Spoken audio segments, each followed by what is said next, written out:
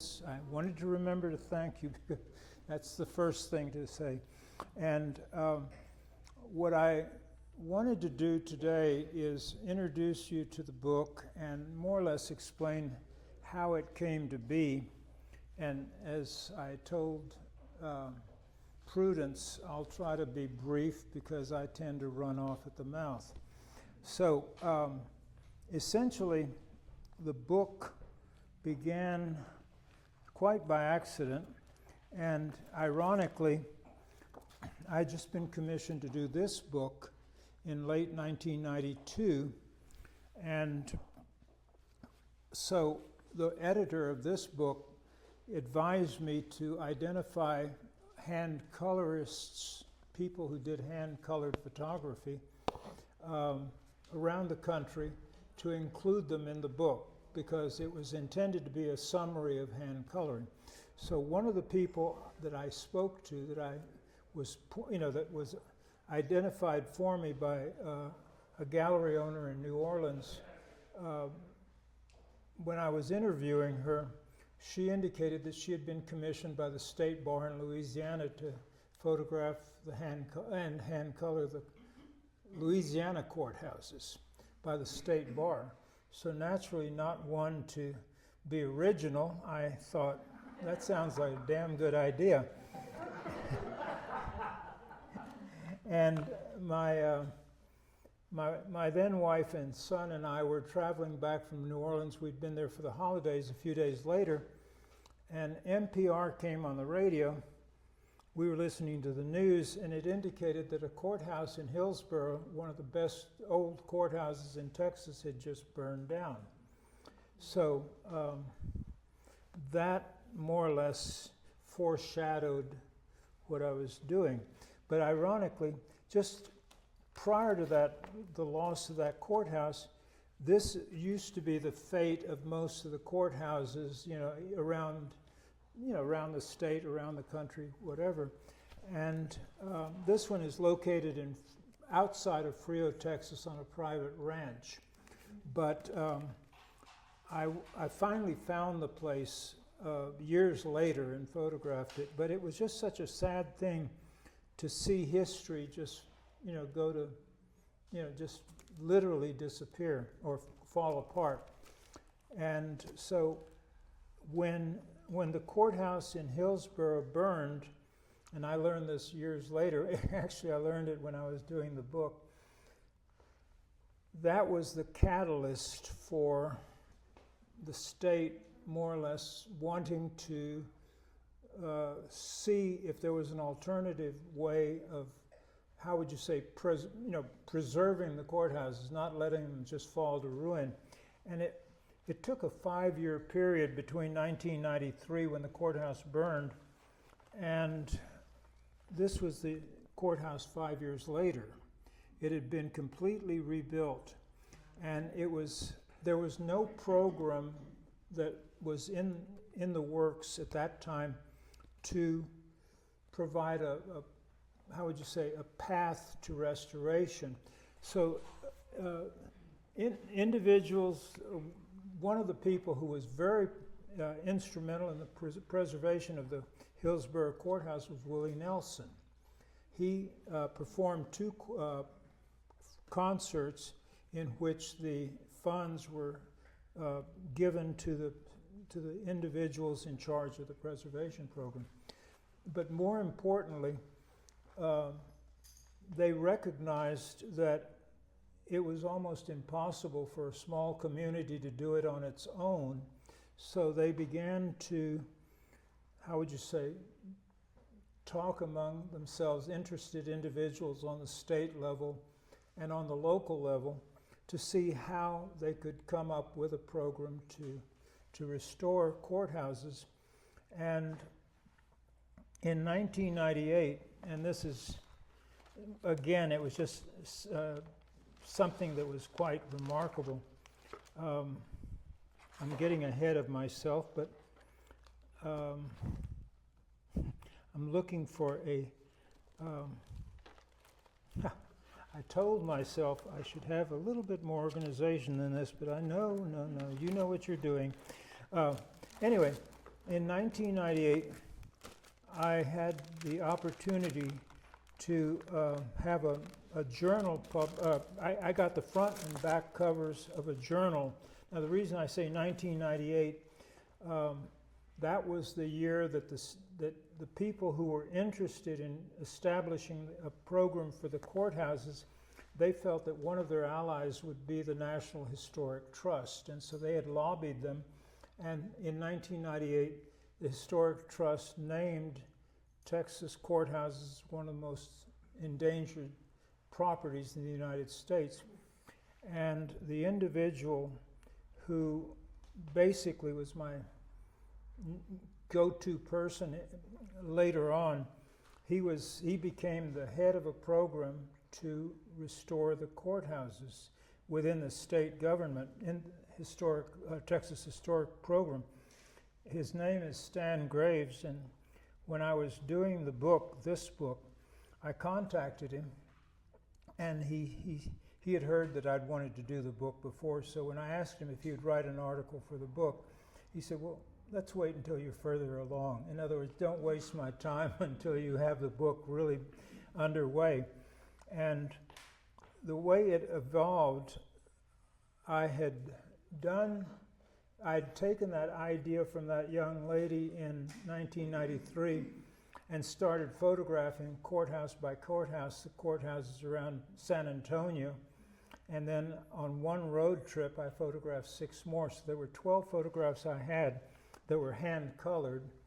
And the irony was that I had the opportunity to go to Arlington to photograph Nolan Ryan. So on the way back, I managed to get an appointment with the editor of the Texas Bar Journal. And she saw the pictures and she liked them, and she said that she would do a photo essay article in the February issue of the Bar Journal. Excuse me. So the journal article appeared, and I shouldn't have had too much bubbly on. The journal article appeared. It had been the catalyst for my collection. And so when the article appeared, I got some opportunities to have sales based on the article. And I wound up, in fact, there was one law firm here, Grosslock and Hebden, and the manager saw the pictures and she ordered some, and they wound up ordering 123. But that's how I financed going from 18 photographs, because I'd added 6 more, to 180 by the middle of 1994. And ironically, I just found this. This is a copy, because I was encouraged to think about a book. Now, this is March 1994. So it took only 30 years to go from this letter to this book. And they pointed out we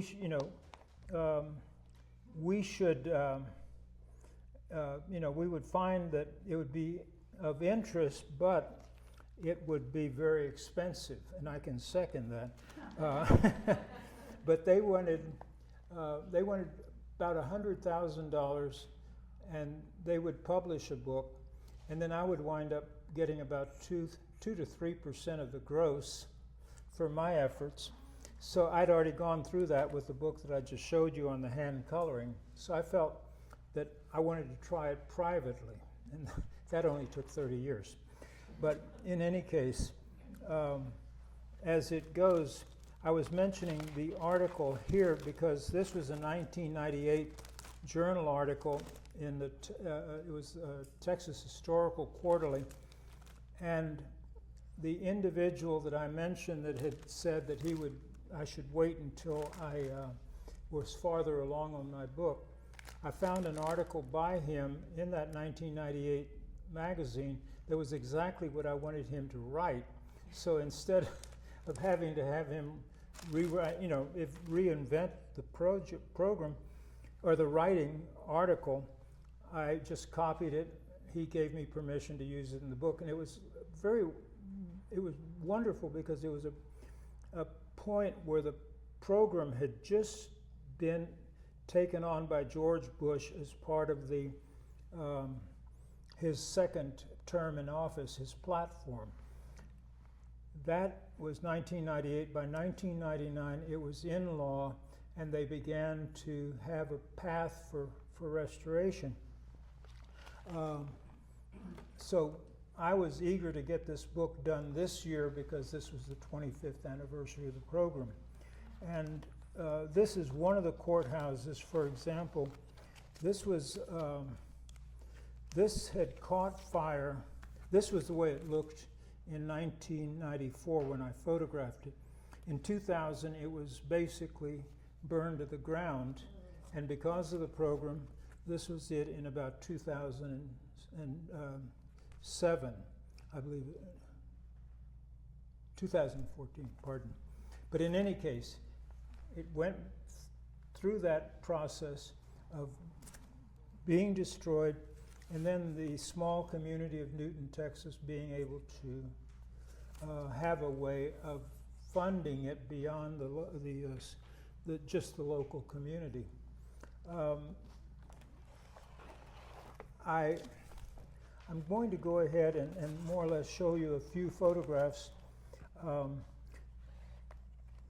This one is one of my favorites, and the reason I'm going to be digging through here is because it essentially, well, let's try that again. This is one of the pictures. This is it before it's hand-colored.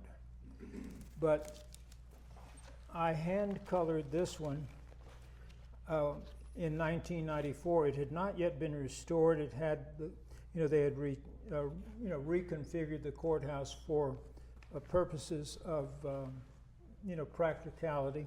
And it used to be that they would more or less just take the courthouse down, build a new modern complex. But I managed to get this picture, and it turned out to be the one I used in the book. I got on a roof through a closet in the opposite, a building facing it, so it was a perfect perspective. But it's one of my favorite courthouses, and I photographed it numerous times. Rather than just more or less describing everything, I'll just go over a few, because I was asked a few minutes ago about, how I chose the courthouses that went in the book.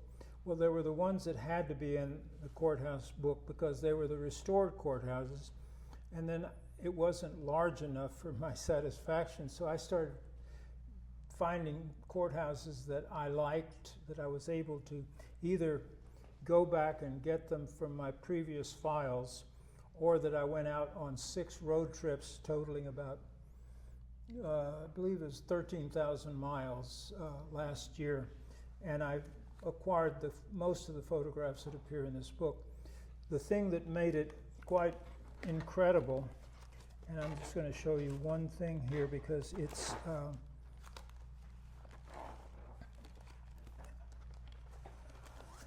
this was a courthouse that I had to include, because it was from that period that I had dedicated myself to, which was pre-World War I to begin with, and it was perhaps the ugliest courthouse in Texas. And then I heard that it had been restored, so I took a trip, and this is the way it's back to what it looked like in the late 1800s. When I started exploring the idea of doing the book, I knew that what I had been doing previously, which was hand coloring photographs that were shot in black and white film, etc., that it was not a practical way to go forward. So I had taken that picture, and I liked the picture. It was my first one that I'd taken digitally. So I was, in fact, a friend of ours here at the gallery, excuse me, who has her own frame shop, and I can't think of her last name right now, Sandy. Hunt Gallery. Yeah, Hunt Gallery. She owns Hunt Gallery. But I went to her asking for advice on where to get some pictures printed. she suggested a place. Now this is a giclée print. So this is hand colored, but it was a very impractical way of doing it. And when I talked to the state bar, I mean not the state bar, the commission, the person who had taken Stan Graves' place, I naturally showed her some of the older photographs, and she said, that's the way we want to see it done. So I had to go back. I found one lab in the United States which could take a digital file and print an actual photograph in black and white, and I could hand color it in the traditional way. So it turned out, that I had a path to be able to create the book using the method that I was best able to do. And I got crazy on this. And just to introduce, this is one of my favorite courthouses. And it looks like something in Disneyland now. But they, again, it just, the courthouses, there's so many styles, architectural styles, and I feel that they're friends of mine. And I was going to show you one because I'd photographed all that were restored courthouses. I'd photographed a few of the ones that were in progress, and then I still wanted to include pictures that I liked of courthouses that were either not restored or they'd been restored outside the program of the Historic Commission. And then I kept thinking about what to include. And someone just had asked me, what was the aesthetic I chose, and I said, basically there was none. The reason for this being almost my favorite photograph is the dog. There it is, in the doorway of the courthouse. You can tell how busy that courthouse must be. Now, to show you how serious the project was when I was doing it originally, I was funding it myself, and I was in this one area of Texas which it seemed the body snatchers had already depopulated it. There was no one there, but late in the afternoon I'd photographed one courthouse. It was an adobe.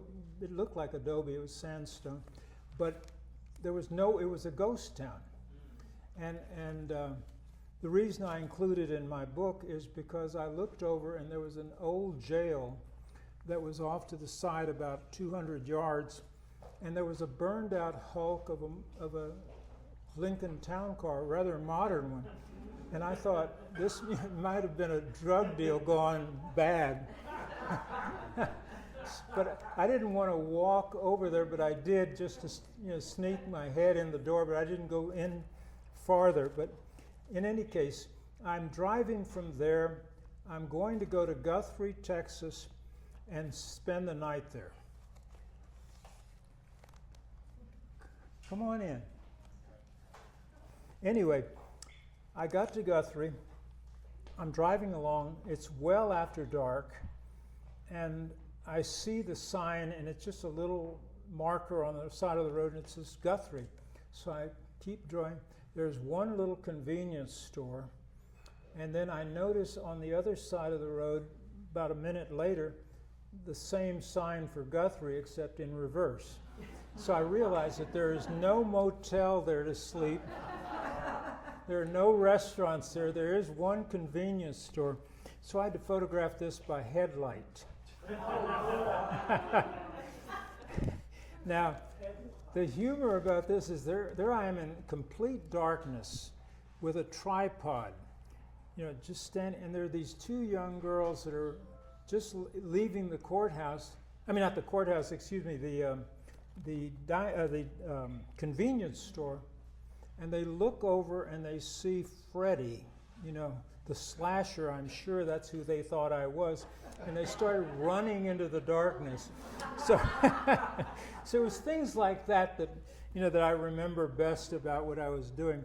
But this, I think, it is so ugly. I mean, the picture, but you do what you can do. And then I had to drive about 60 miles farther to find a motel.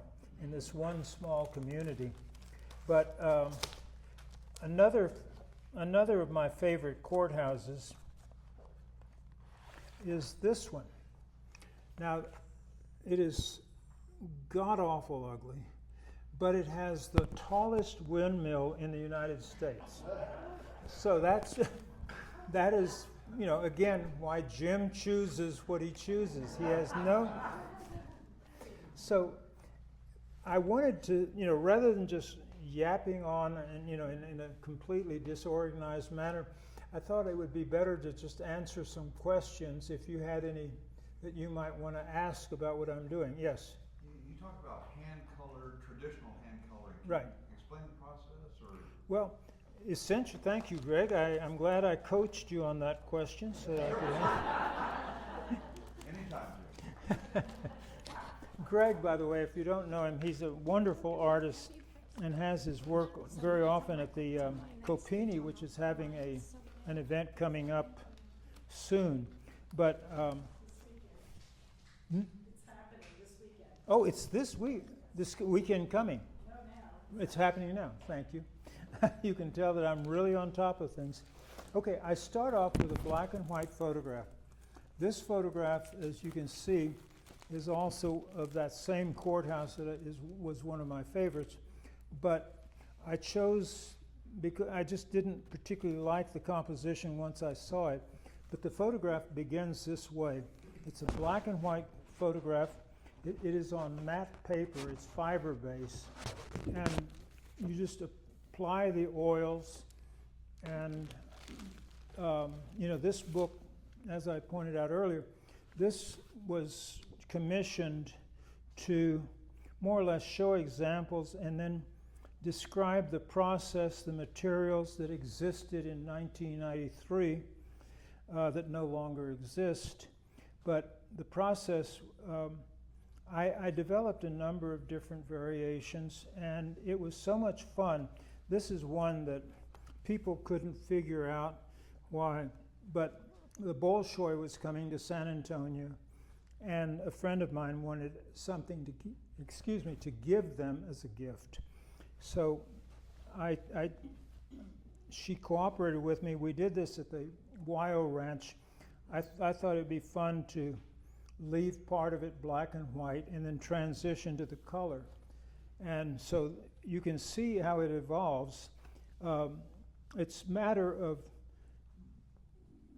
carefully applying and then removing the color, and it's actually like paint by the numbers, I hate to say, but you know, some of them you can color brightly, and then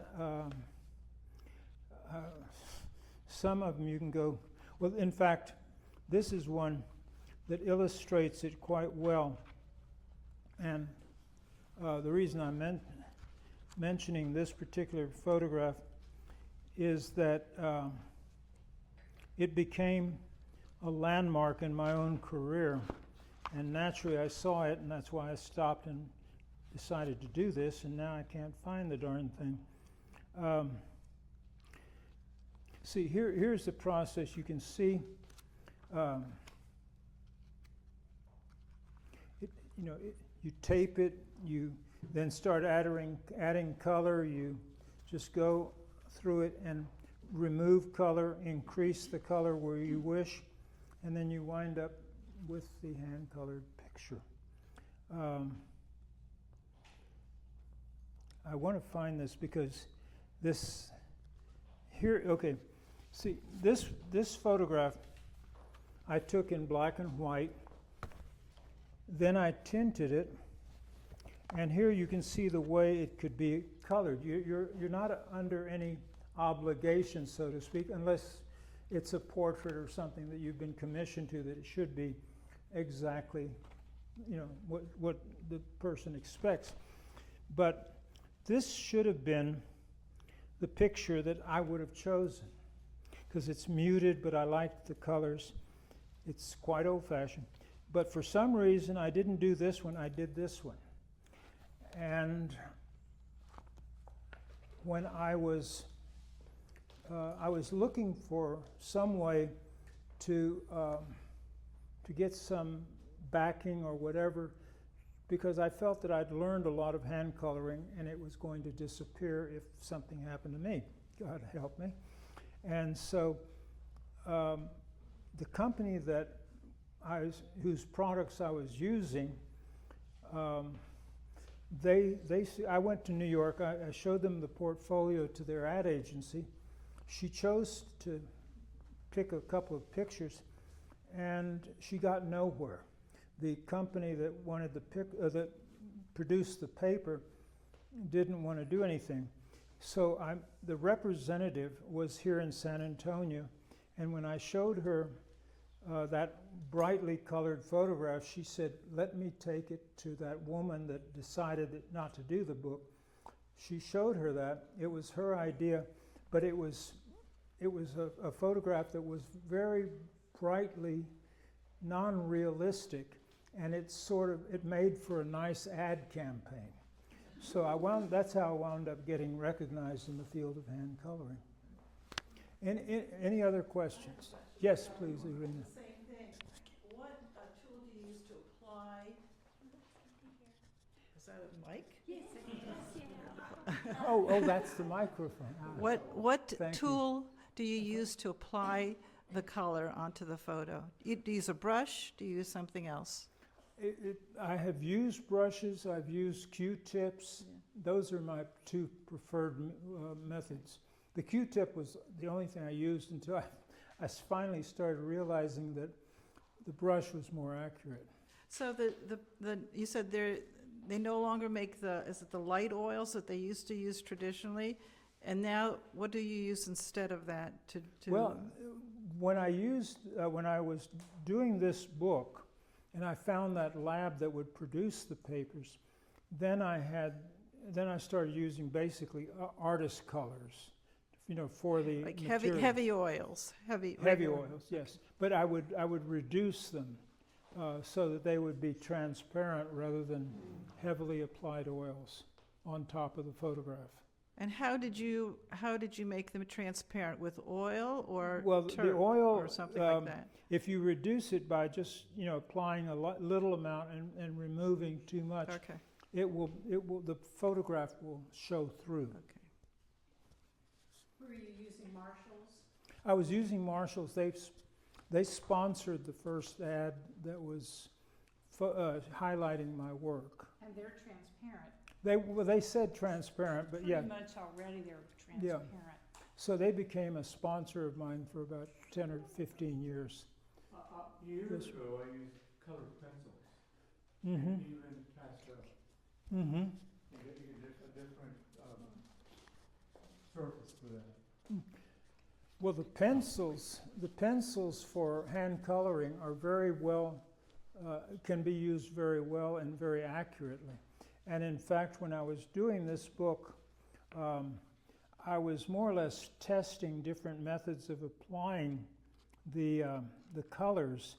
And one of I wanted to, like this photograph was done entirely with pencils, and it's a different method in the sense, but what I found that was important, since at the time I began hand coloring, essentially it was a dead field, and yet I found it to be very creative. You weren't just bound by realism. You could apply, you could do the coloring any way you wanted to.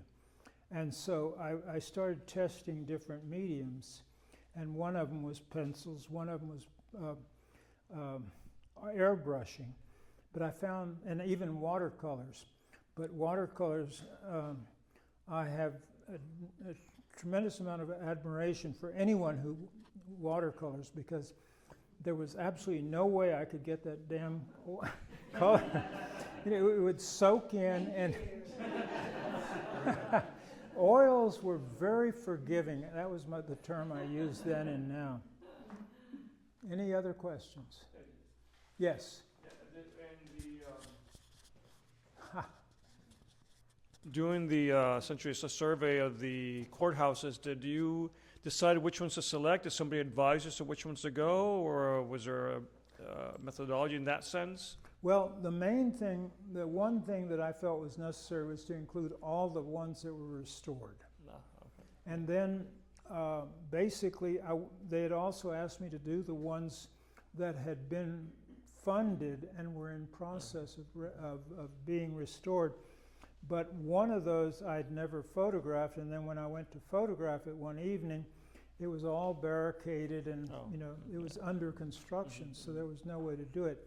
The 4 courthouses that appear in the book from that, the 5 that have been funded, I used photographs from before they were, before the construction began, just to include them in the book. And then I used photographs like the tallest windmill, the hound dog in the front of the courthouse. Anything and everything that just appealed to me. They were like friends of mine, I guess. So, any other questions?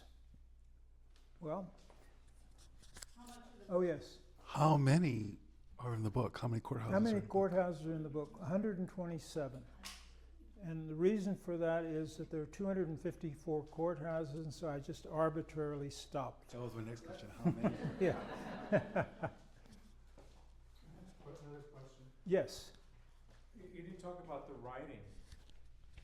Did you do all the writing in the historical part? Well, the writing, because it was obviously, I wanted to have a story that more or less described it, but didn't get too convoluted like I can. And so whenever I could, I would find someone or an organization that fit into the narrative. For example, in fact, I believe you were talking about the main plaza and the restoration of the main plaza. I was looking for someone to describe the role of a county judge because, what I wanted to do is have the National Trust included, a description of the way the program worked, how it evolved, and then also the role of the county judge.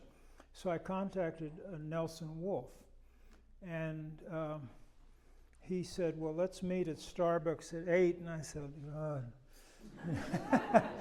So he finally said, after 2 times that I turned down Starbucks, he said, let me send you my book. And he and his wife, Tracy, had written a book about the restoration of the courthouse and the main plaza.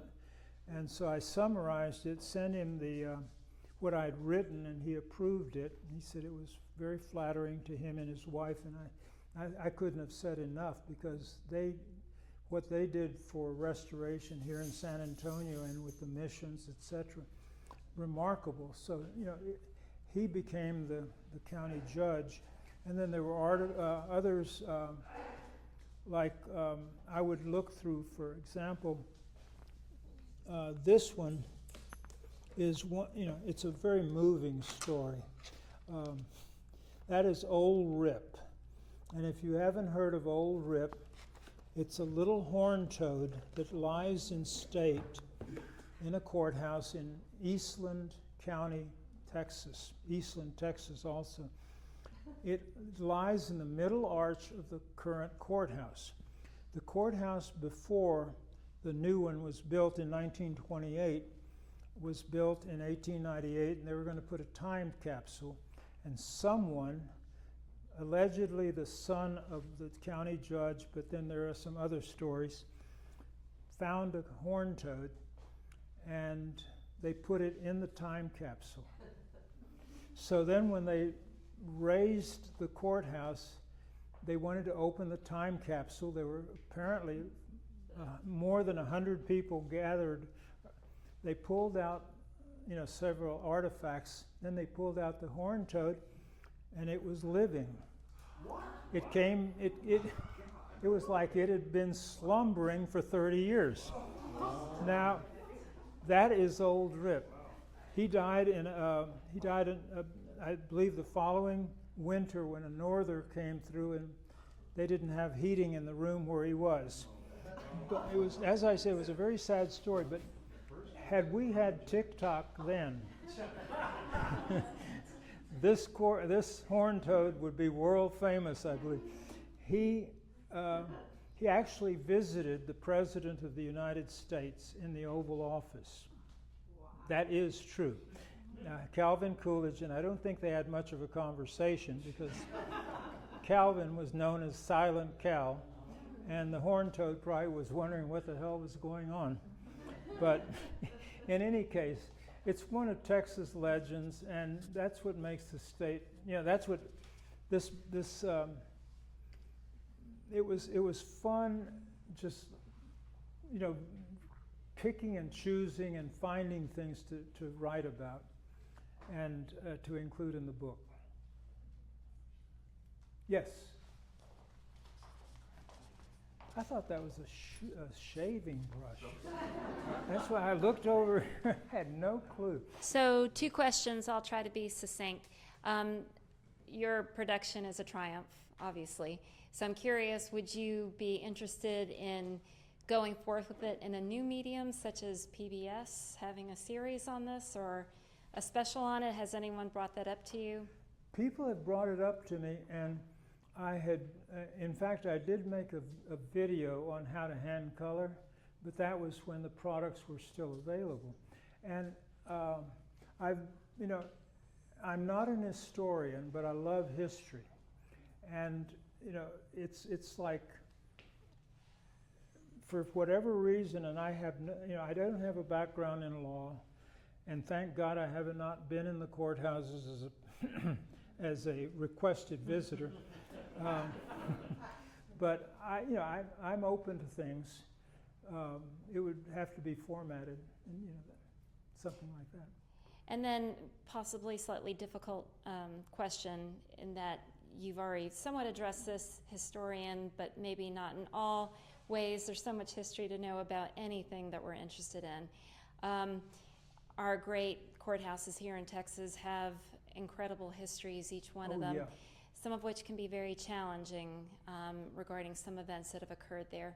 Was there any courthouse you were familiar with where there was a story, not the frog, which is charming and wonderful, but perhaps another type of event that would have occurred there that you were not as comfortable Well, actually, there was one, in fact, I did include it, and I found a very short article about this one event, but the event had been told to me by an individual a couple of years ago in Austin. He was an African-American gentleman, and I told him about my wish to do a book, and he said, well, have you heard of the story of the tower in in Gonzales, Texas, Goliad County Courthouse? He said, in the late 1800s, I believe, but it could have been early 1900s. He said there was a man arrested for having an affair with he was African American, and the woman whom he had the affair with was Caucasian, and that was not something that was popular in those days.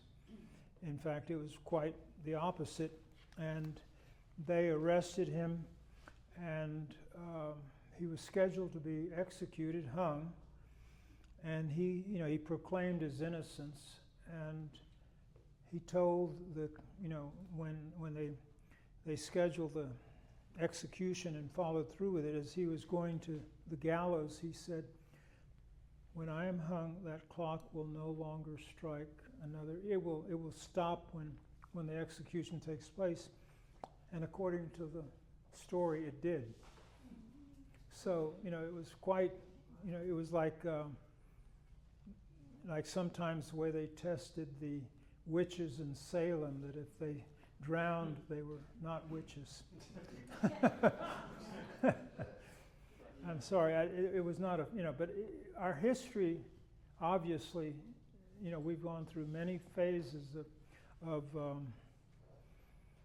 social, how would you say, social behavior that we're no longer quite finding it to be acceptable as treatment of one human being to another. But we can't change the past, and erasing the history, in my opinion, is not the right thing to do, because we need to to remember it, to correct it. Yes. Where will your books be available? They became available in June of this year. Where? Well, actually, it's through the website and through a certain gallery that I know of. Art Gallery Prudencia has some of them. They are available. And they were self-published.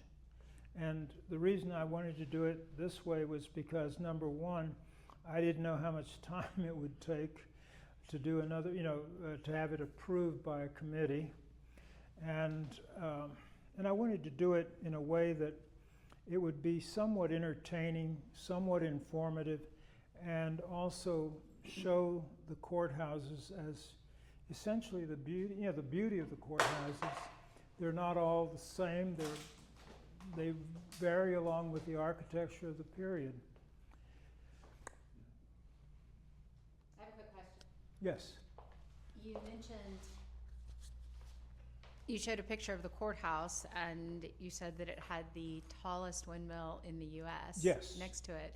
Where is that? That is in Plainview, Texas, Hale County, and there aren't many reasons to go to Hale County except to drive through it. Now you said Hale County, not Hell County, right? Hale, like a Texan says hail. Hail, no. Sorry, if anyone's from Plainview, I apologize. But whoops. Yeah, I just stepped in that one. Yes, Eddie. So if you had gone the traditional way through commission, what possible speed bumps do you think? Well, the idea is that when you're commissioned to do something, you don't have complete freedom to do it the way you want. In other words, you have to join the group. And also, I felt that the book, it was going to be an expensive one, but I also felt that I would like to get more than 2% or 3% like I did on the book that, the hand coloring book. It was, it sold 22,000 copies, so it went through 3 printings, so it was a very successful book. And it was like my graduate degree. I got it, it was done, but I thought I could do the book the way I wanted to and test the market. So that's why I did it the way I did. Didn't you publish a book on baseball fields? No, I want to. I have, Richard brings up another collection of mine, and you can roll your eyes along with my wife then. I went on a 60-day baseball trip by Greyhound bus to all 30 ballparks around the United States in 2000, and I have a collection of panoramics of each stadium, and it's a box set.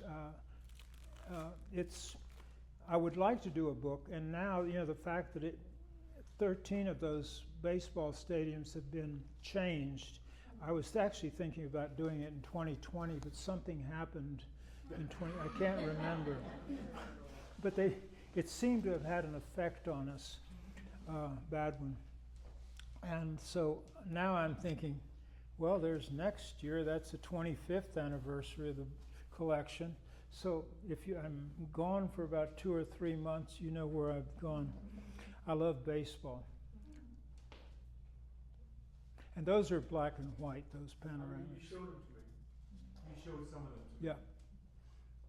Okay, Annie? Jim, I would just say that, I got my book a few weeks ago, Yes. and it is, does this thing really work?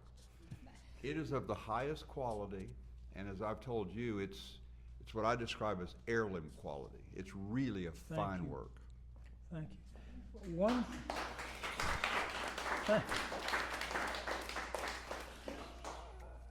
What set the standard or set the bar and just personally was going to Rizzoli Books in New York one day when I love that store, and it just, the quality of those books and the artistic nature and the way they presented them and the quality of the reproductions and everything, that sort of was my goal.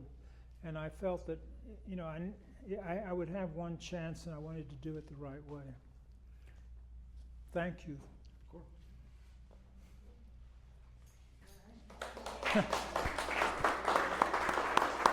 Call me on.